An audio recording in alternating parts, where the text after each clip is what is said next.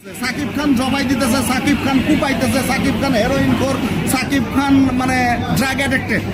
তো সাকিব খান যখন হেরোইন টানে হলের মধ্যে হুররে দিয়ে উঠতেছে, সাকিব খান কোকেন টানলে হুররে দিতেছে, তার মানে কি কমন করতেছে, মানে নেশায় কমন করতেছে, যখন কুপাইতেছে মানে কমন করতেছে। তো হিরো যদি এগুলা করে ভাই আমরা কি করবো বলেন?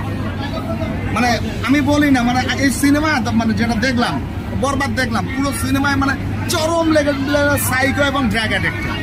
একটা সিন দেখে আমার মানে গা শিউড়াই গেছে, এত এত মানে হাই জবাই দিচ্ছে ফার্স্ট টু লাস্ট। যেমন আমি তুফান নিয়ে অনেক ভালো কথা বলছিলাম যে তুফান ফার্স্ট টু লাস্ট দেখার পরও তৃপ্তি মিটে নাই, একটা গল্প ছিল, ছিল আমার কাছে বরাবর ভাবে মানে মনে হচ্ছে অ্যাকশন ছিল, ছিল, কিন্তু একটা খুব শক্তিশালী গল্প বরবাদে নাই। শুধু কুপানি এই সেই নেশার যত স্টাইলে মানে নেশা নেওয়ার যত স্টাইল আছে সবগুলো শেখানো হয়েছে এই ছবিতে আমি মনে করি। ওখানে ডিরেক্টর সাহেব কথা বলছেন, দেখেন আমি ডিরেক্টরের সাথে কথা বলি, ডিরেক্টরের সাথে আমি কথা বলি, কি শিখাইছি এই সিনেমার মধ্যে? আমি ওই যে বলে না যে 12 মিনিট না 13 মিনিট কাটছে, 12-13 মিনিটে আমি কোনো সিনেমা সেন্সরি দেওয়া ঠিক হয় না।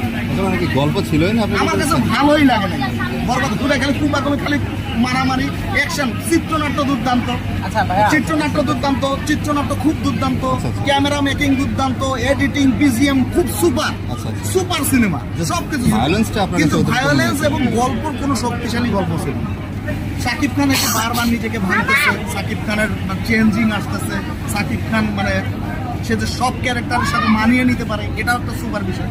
মানে সবগুলো সাইড যদি বলি, সাকিবের অভিনয় ভালো ছিল, চিত্রনাট্য ভালো ছিল, মেকিং ভালো ছিল, ব্যাকগ্রাউন্ড সব কিছু ভালো ছিল, কিন্তু আমার কাছে কোনো একখানে মনে হয়েছে যে কেন যেন ভালো লাগলো না, গল্পটা মানে গেল না, ভালো লাগলো না, গেল না, টাকাটা উসুল হলো না।